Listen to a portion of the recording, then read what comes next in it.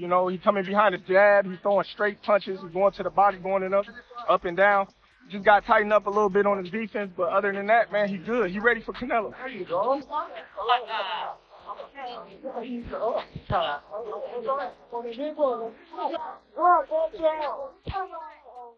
Terence Crawford is reaching out to as many people as possible for support ahead of his September fight against Canelo Alvarez. Yesterday, he attended the Benavidez vs. Morel press conference, not just as a spectator, but to train with Benavidez after the event.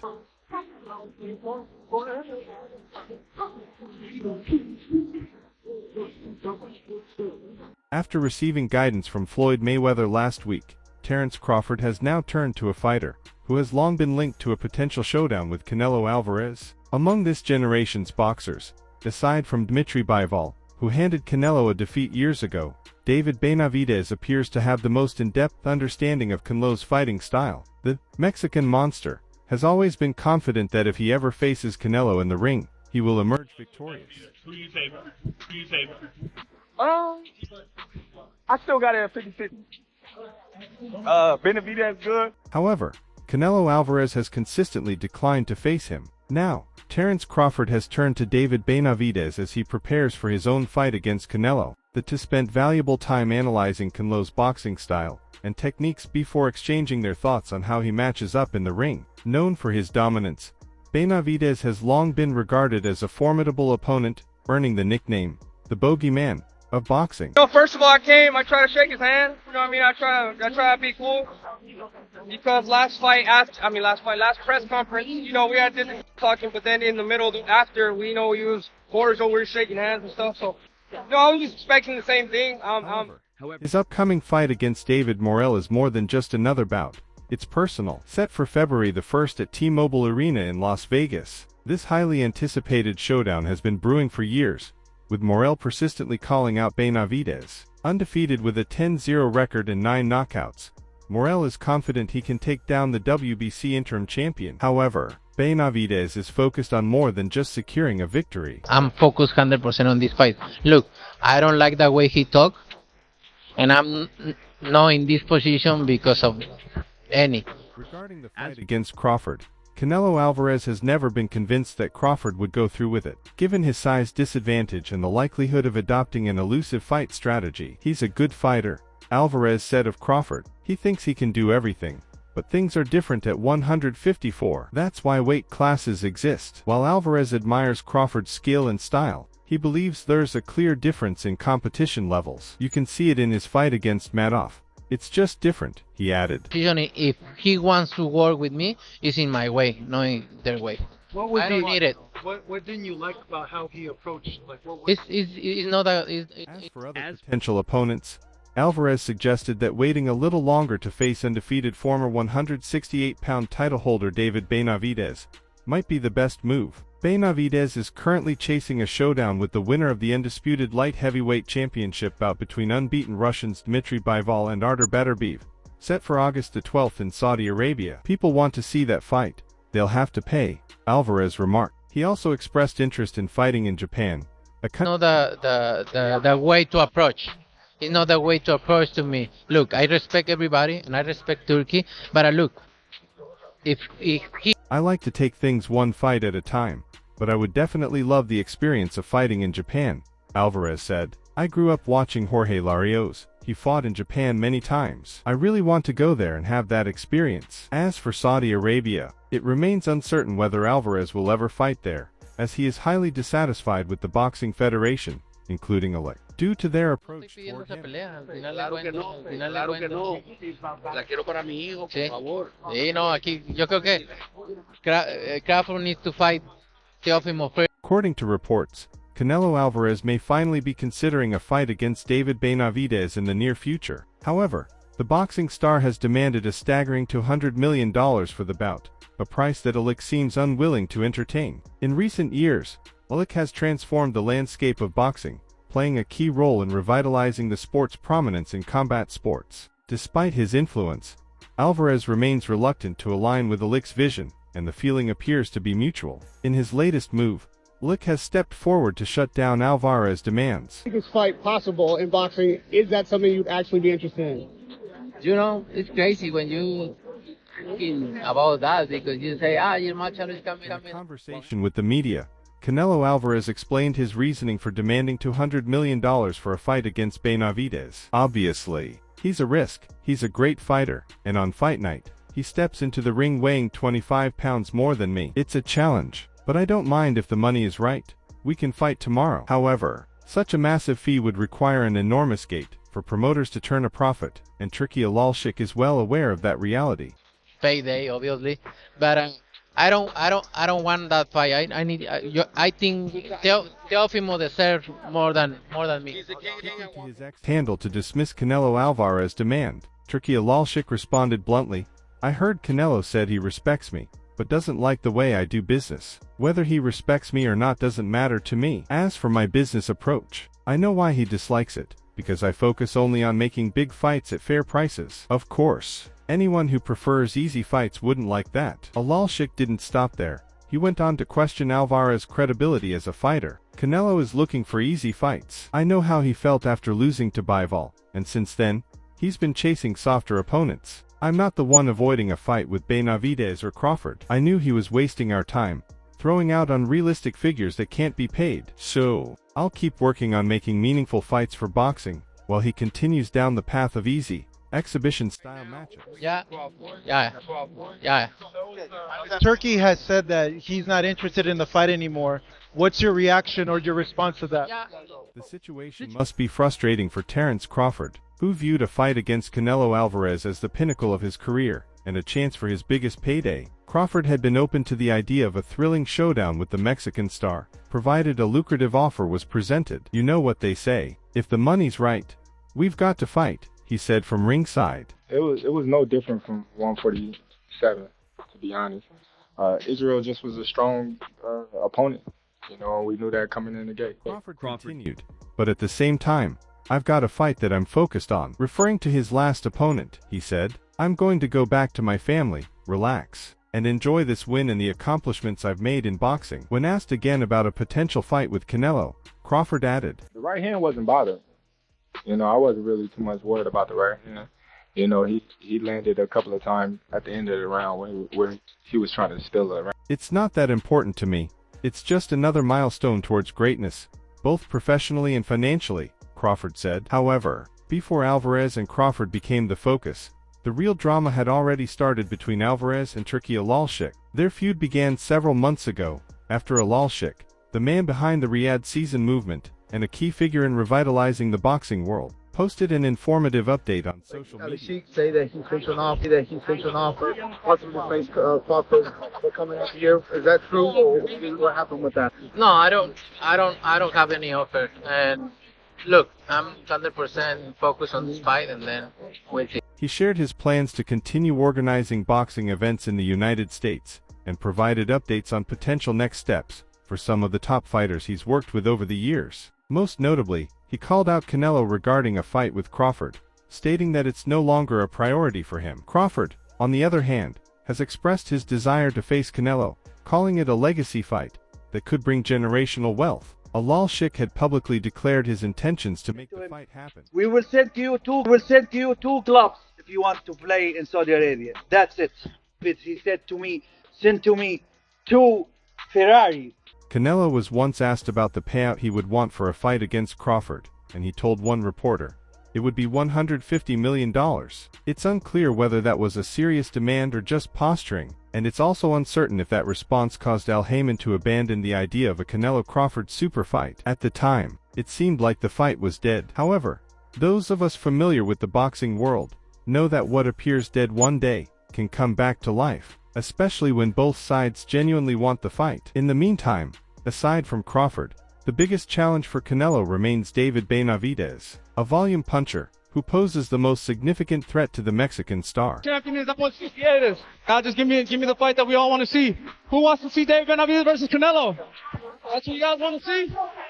In an interview with ESPN about a potential fight with the undisputed super middleweight champion, Benavidez explained that the reason the fight isn't happening is simple. Canelo doesn't want it. The money's there. The fans are excited. It would be an incredible event, he said. However, the 27-year-old will have to wait his turn for a shot at undisputed glory. Benavidez also shared his insights on Canelo Alvarez. When discussing Munguia's upcoming fight with the Mexican, he advised Munguia to throw combinations, and then move to the outside to avoid getting countered by Canelo. Benavidez emphasized that he shouldn't engage Canelo on the inside, where Canelo is most dangerous. When asked if Munguia could beat Canelo, the Mexican monster, Bandera Roya told the Sean Zid YouTube channel, "I think so. It won't be an easy fight." Yeah, I think so. I don't think it's going to be an easy fight. Munguia, he's a strong fighter. He's a combination puncher. And if you see the fighters that give Canelo problems with a combination puncher. He's a strong fighter and a combination puncher, Benavidez said. If you look at the fighters who give Canelo problems, they're combination punchers. He also emphasized the importance of being cautious during the fight and avoiding punishment from Alvarez. The key is to keep his distance, Benavidez added. He can't fight on the inside against Canelo because that's where Canelo thrives. He loves throwing body shots, and will find you there. He needs to keep his distance, punch in combinations, and then get out. That's what Canelo thrives at. He loves throwing those body shots. He won't find it, so he has to keep his distance, punch in combinations, and get out the way. If he doesn't have to be there, then don't be there. Don't receive on instant. Benavidez further explained that if he can successfully avoid Canelo's punches, it would certainly affect Alvarez's performance. He also praised the power behind Canelo's punches. If you don't have to be in the pocket, then don't be there and take unnecessary punishment, Benavidez said. I've been watching Canelo for a long time, and I have a solid game plan for him. If he can execute that, it's going to be a tough fight. He continued, Canelo can crack too. You saw that when he fought John Ryder. His power punching is going to make it interesting. I don't think it's going to be as easy as people think. He's a tough fighter. He does get hit a lot, but in boxing, sometimes it's inevitable. You're going to get hit. Able to do that? Yeah. It's going to be a tough fight. Because Munguia can crack too. Munguia can crack. You can see that when he fought John Ryder. He power punches and crack. So it's going to be interesting. I don't think it's going to be easy, like how people say it is. Munguia is a tough fighter. It's Mexican blood. He's a warrior. So it's going to be a fight. If he can do that, it's going to be a tough fight, because Canelo can crack, Benavidez said. You saw that when he fought John Ryder. He's a power puncher. He can crack, so it's going to be interesting. I don't think it's going to be as easy as people say. Canelo's a tough fighter. He has Mexican blood. He's a warrior, so it'll be a good fight. Interestingly, Benavidez seems to have accepted the reality that a showdown with Canelo Alvarez may not happen anytime soon. Despite his ongoing efforts to be recognized as a serious challenger, Benavidez appears to have come to terms with the fight against Alvarez not materializing, especially as Canelo seems unwavering in his stance. Recently, Benavidez has shifted his focus to new challenges, particularly in the light heavyweight division. He has confirmed his next fight at 175 lbs against Ukrainian Alexander Gvozdyk, scheduled for June. Although Benavidez was named the WBC super middleweight mandatory challenger last year, which could have forced Canelo to face him without risking his title, the situation has prompted Benavidez to look for other opportunities. The potential fight with Canelo became even more complicated due to Benavidez's demand for a staggering $150 million purse to proceed with serious negotiations. Furthermore, Benavidez, who is 6 years younger, 6 inches taller, has a 4-inch reach advantage, and is naturally the bigger, faster, and more explosive fighter, could curb the 33-year-old Alvarez concerns. It was also recently revealed that Benavidez is open to a rehydration clause in the fight.